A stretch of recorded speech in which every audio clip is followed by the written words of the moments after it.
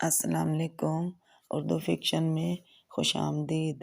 عشق کا عین کی آج 9ویں قسط لے کر حاضر ہوں۔ احسان کرنے والی تو اللہ کی ذات ہے چاچا۔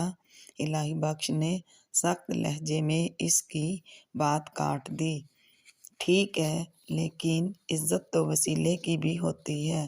یہ بہت اچھے لوگ ہیں، کسی کا احسان کبھی نہیں بھولتے، پر بیگم صاحبہ تو ایسے بات کر رہی تھیں جیسے میں کوئی مصیبت یا بوجھ ہوں۔ اگر مجھے الہی بخش نے بروقت خود کو روک لیا۔ یہ حقیقت تھی کہ اگر اس گھر میں شادی نہ ہوتی تو فوراً ہی وہاں سے نکل جاتا۔ بس بیگم صاحبہ ایسی ہی ہیں۔ کرم دین نے ٹھنڈی سانس لے کر کہا، کبھی کبھی تو لگتا ہے کہ ہم جیسوں کو انسان ہی نہیں سمجھتی وہ، پر صاحب بہت اچھے ہیں اور بچے بھی بڑی عزت دیتے ہیں۔ بیگم صاحب کو شاید پیسے کا گھمنڈ ہے، سب نوکروں سے ایسے ہی بات کرتی ہیں، پر میں نوکر تو نہیں ہوں ان کا۔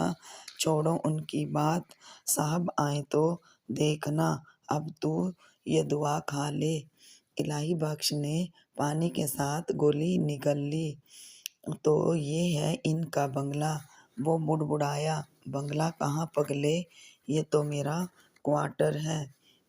ایک حصے میں نوکروں کے لیے کوارٹر بنوا دیے ہیں، بنگلہ تو بہت بڑا ہے، کل دیکھنا۔ الہی بخش نے ادھر ادھر دیکھا۔ میں یہاں سوؤں گا تو تم کیا کرو گے؟ اس نے پوچھا۔ چارپائی تو یہاں ایک ہی ہے، تو اس کی فکر نہ کر۔ چاچا، میں گھر ہی نہ چلا جاؤں؟ اب تو میں بالکل ٹھیک ہوں۔ بیکار کی باتیں نہ کر، صاحب سے ملے بغیر تو نہیں جا سکتا۔ چلا گیا تو صاحب بہت خفا ہوگا مجھ سے۔ یہ بات نہ ہوتی تو بیگم صاحب نے ہی چلتا کر دیا ہوتا تجھے۔ الہی بخش یہ سن کر مسکرایا۔ تو یہ بات ہے؟ میں نے کہا نا کہ صاحب بہت اچھا آدمی ہے۔ دیر تک وہ اس گھر کی، کراچی کی اور ایبٹ آباد کی باتیں کرتے رہے، پھر کرمو کھانا لے آیا۔ دونوں نے ساتھ بیٹھ کر کھایا۔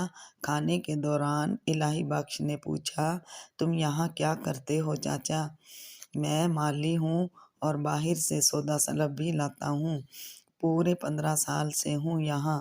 صاحب بہت اعتبار کرتے ہیں مجھ پر، مجھے نوکری چھوڑ کر جانے ہی نہیں دیتے۔ وہاں میرے بیٹے اب اپنے پاؤں پر کھڑے ہیں، وہ مجھے بلاتے ہیں کہ اب مجھے کچھ کرنے کی ضرورت نہیں، پر صاحب مجھے نہیں چھوڑتے۔ سال 2 سال میں کچھ دن بچوں کے ساتھ گزار آتا ہوں۔ کھانے کے بعد الہی بخش نے دعا لی اور تھوڑی ہی دیر بعد اسے نیند آ گئی۔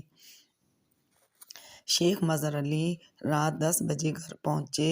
شام کو انہوں نے گھر فون کر کے بتا دیا تھا کہ ایک اہم میٹنگ کی وجہ سے واپسی میں دیر ہو جائے گی۔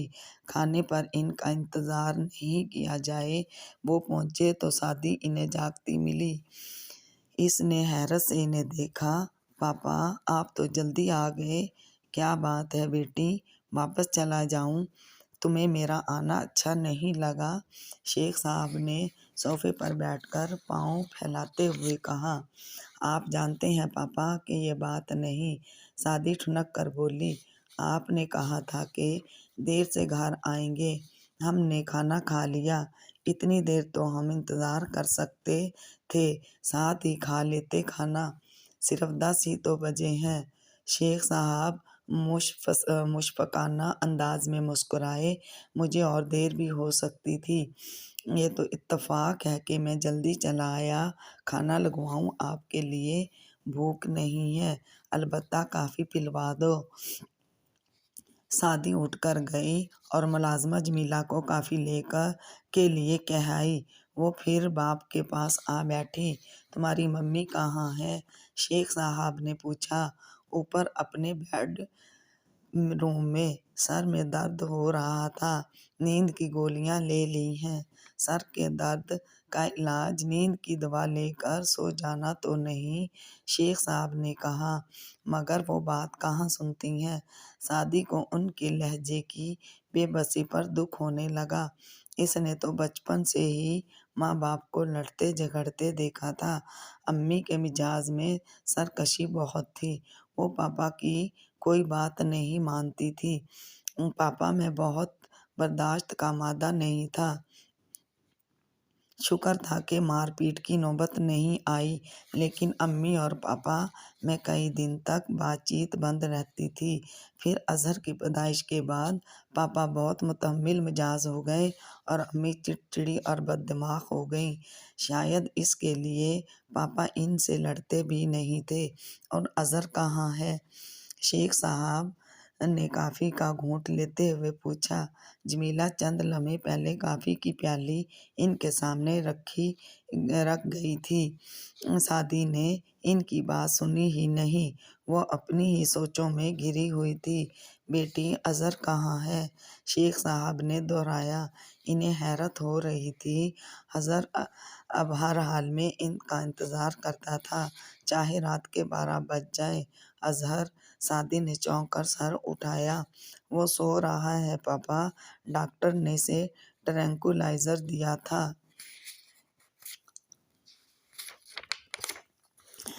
اب کے چونکنے کی باری شیخ صاحب کی تھی۔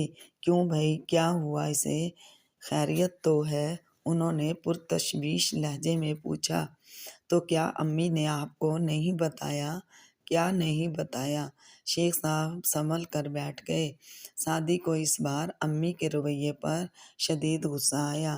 اس کا خیال تھا کہ امی نے فون پر پاپا کو حادثے کے متعلق بتا دیا ہوگا۔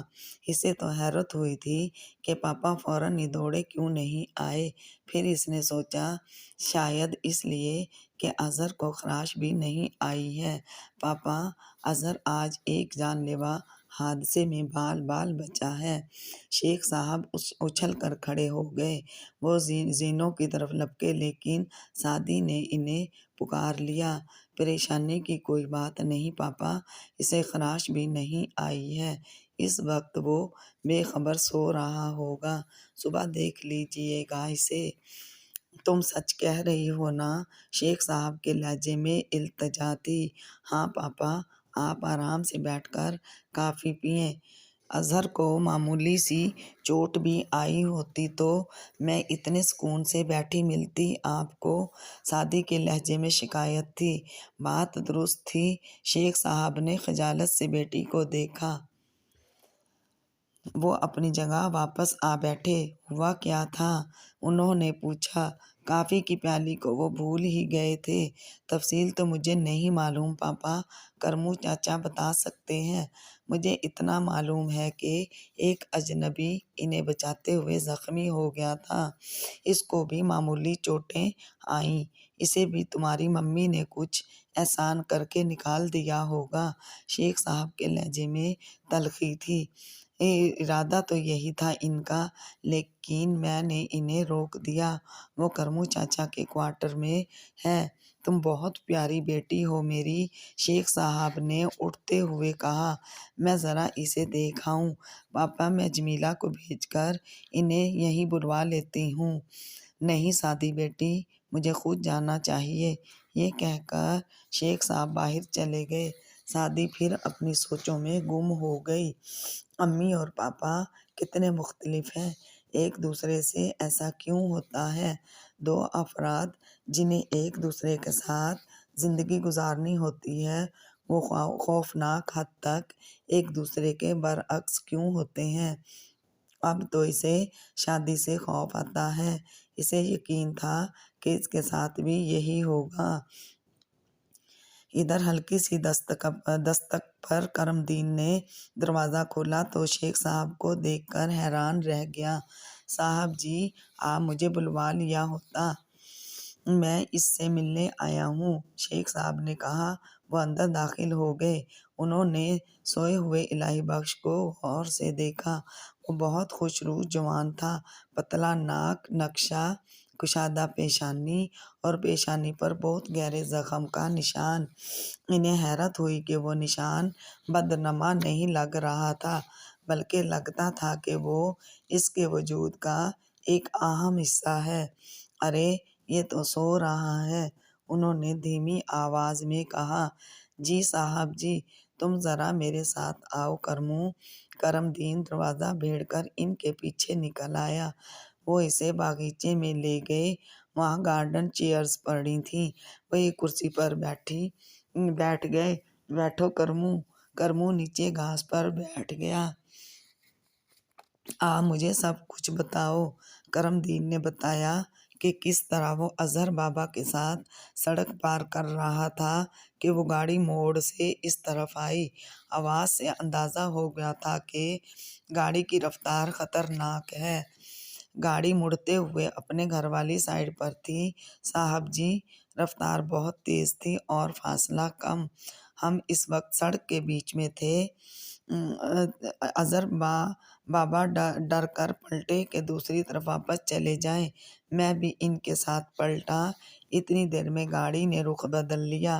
دوسری سائیڈ پر صاحب جی، ہم دونوں ڈر کے مارے کھڑے کے کھڑے رہ گئے، ہل بھی نہیں سکے، اور گاڑی تیزی سے ہماری طرف آ رہی تھی۔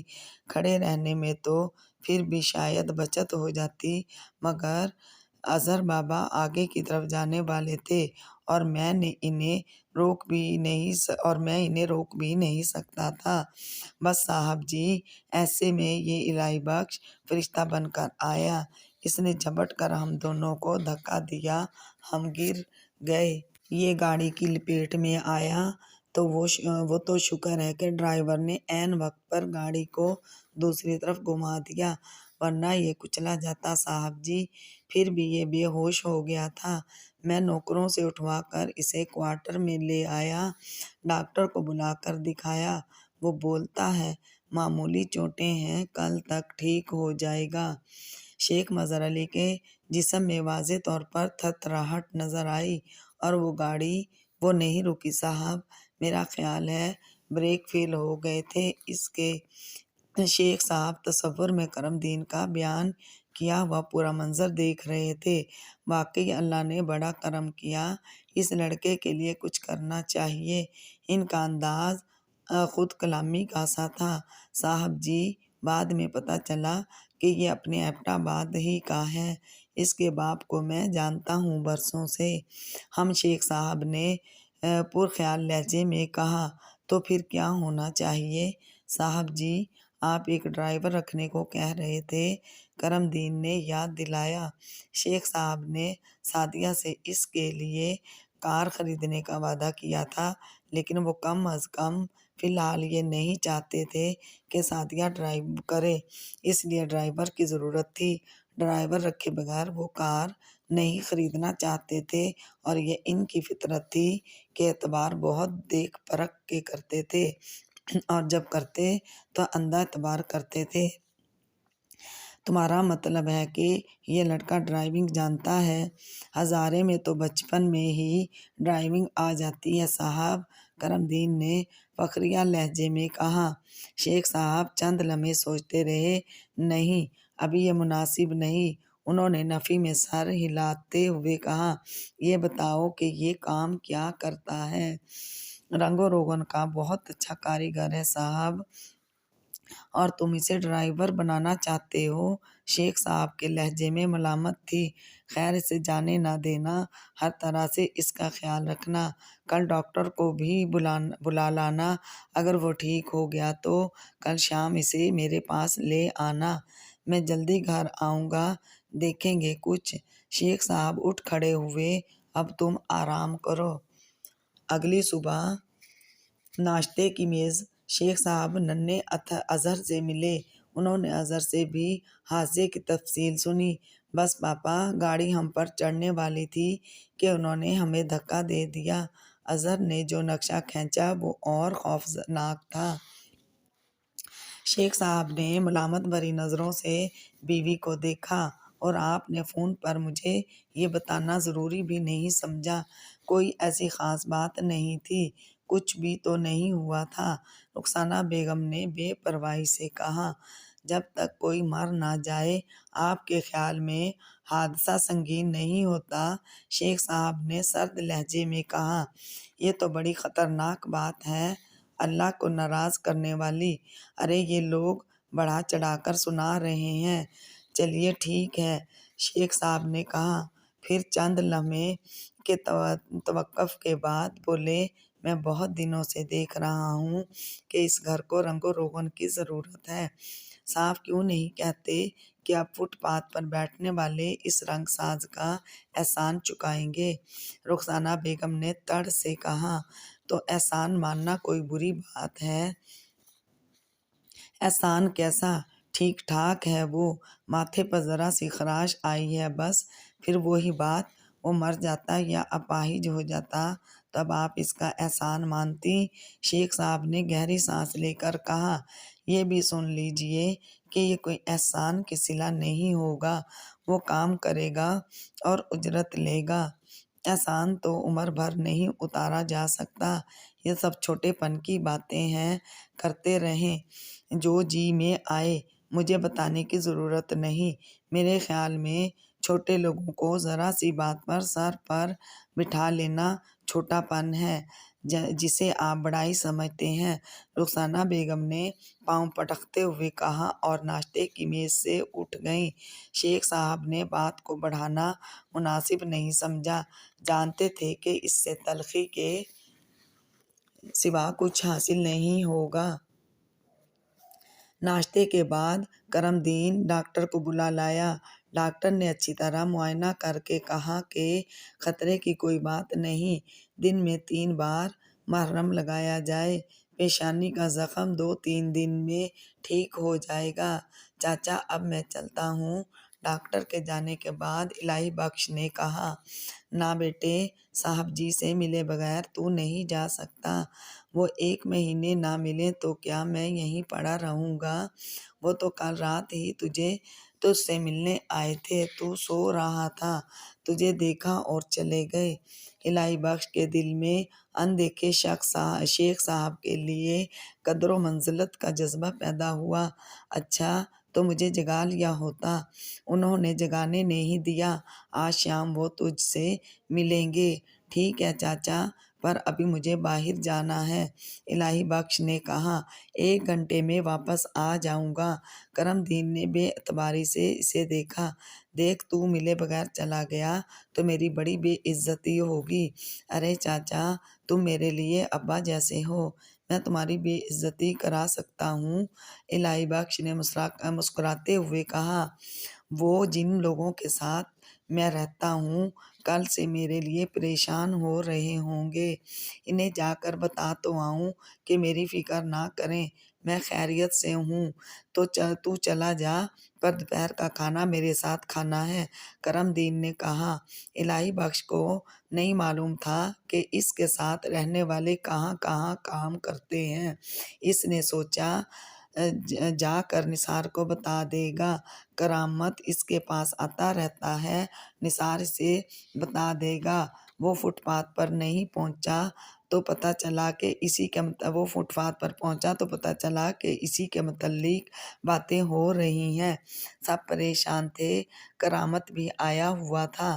اب اسے خیال آیا کہ وہ تو گزشتہ روز دوپہر کا کھانا کھانے کے لیے نکلا تھا اور اس کے بعد واپس ہی نہیں گیا تھا۔ وہ لوگ تو کل سے اس کے لیے پریشان تھے، اسے ڈھونڈتے بھی پھرے تھے۔ پھر نثار نے اس کے برش اور پینٹ کے خالی ڈبے سامنے پان والے کی دکان پر رکھ دیے تھے۔ وہ سب الہی بخش کو گھیر کر بیٹھ گئے۔ الہی بخش نے انہیں سب ماجرا سنایا۔ کرامت مطمئن ہو کر چلا گیا۔ بات تو جب ہے کہ تجھے اس بنگلے میں نوکری مل جائے، نثار نے کہا۔ کیسی باتیں کرتے ہو نثار بھائی، الہی بخش بولا، میں یہ وقت فٹ پاتھ نہیں چھوڑنا چاہتا۔ بے وقوف نہیں تو ابے یہ بھی کوئی زندگی ہے؟ بگار کی بات ہی اور ہے۔ ایک تاریخ کو لگی بندی رقم ہاتھ میں، یہاں کیا ہے؟ ایک دن کام مل گیا تو 4 دن چھٹی اور 1 دن فاقہ۔ نہیں نثار بھائی، یہ فٹ پاتھ کی زندگی بڑی رومانٹک ہے، الہی بخش نے کھوئے کھوئے لہجے میں کہا۔ کسی کو یہ زندگی بڑی رومانٹک لگتی ہے؟ نثار کی سمجھ میں کچھ نہیں آیا۔ تو کتابیں بہت زیادہ پڑھنے لگا ہے؟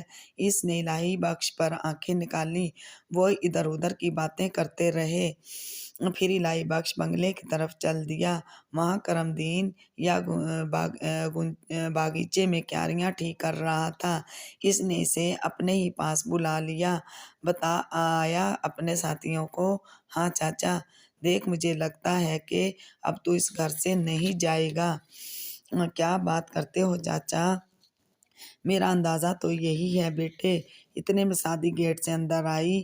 وہ کالج سے واپس آئی تھی اور کالج کی سفید یونیفارم میں بہت پیاری لگ رہی تھی۔ انہیں بیٹھا دیکھ کر وہ ان کی طرف چلی آئی۔ کیسے ہو الہی بخش؟ اس نے پوچھا۔ تکلیف بڑی تو نہیں؟ الہی بخش کو احساس ہوا کہ وہ اسے ٹکٹکی باندھے دیکھ رہا ہے۔ اس نے گھبرا کر نظریں جھکا لیں۔ میں بالکل ٹھیک ہوں بی بی، ابھی باہر بھی گیا تھا۔ بہت اچھی بات ہے، مجھے تمہاری بڑی فکر تھی، سعدی نے سادگی سے کہا۔ پھر بولی، میرا نام سعدیہ ہے، سب سعدی کہتے ہیں مجھے۔ مجھے معلوم ہے بی بی، الہی بخش نے کہا۔ اسے اپنا دل ڈھول کی طرح بجتا محسوس ہو رہا تھا، جس کی آواز سب کو سنائی دے رہی ہو۔ کیسی بات تھی یہ؟ وہ کہہ رہی تھی کہ اسے اس کی فکر ہے۔ وہ اسے دعوت دے رہی تھی کہ وہ سعدیہ یا سعدی کہہ کر اسے پکارے۔ کس خوش فہمی میں مبتلا ہونے کی ضرورت نہیں، اس نے اپنے دل کو ٹوکا۔ تو پھر ایسے ہی پکارا کرو مجھے۔ الہی بخش کہنا چاہتا تھا کہ وہ تو ایک ایسا پنچھی ہے جو سفر کے دوران تھک کر پل دو پل کے لیے اس شاخ پر بیٹھ گیا ہے اور اب اسے اڑ جانا ہے۔ یہاں یہ مسئلہ ہی کب ہے کہ اسے کیسے پکارا جائے۔ لیکن اس نے کہا کچھ نہیں۔ ویورز، عشق عین کی 9ویں قسط میں نے آپ کی خدمت میں پیش کی ہے۔ پلیز میرا چینل سبسکرائب کیجیے اور ویڈیوز زیادہ سے زیادہ اپنے جاننے اور ملنے والے دوستوں میں شیئر کیجیے۔ مجھے آپ کے ساتھ کی اشد ضرورت ہے۔ تب تک کے لیے فی امان اللہ، اللہ حافظ۔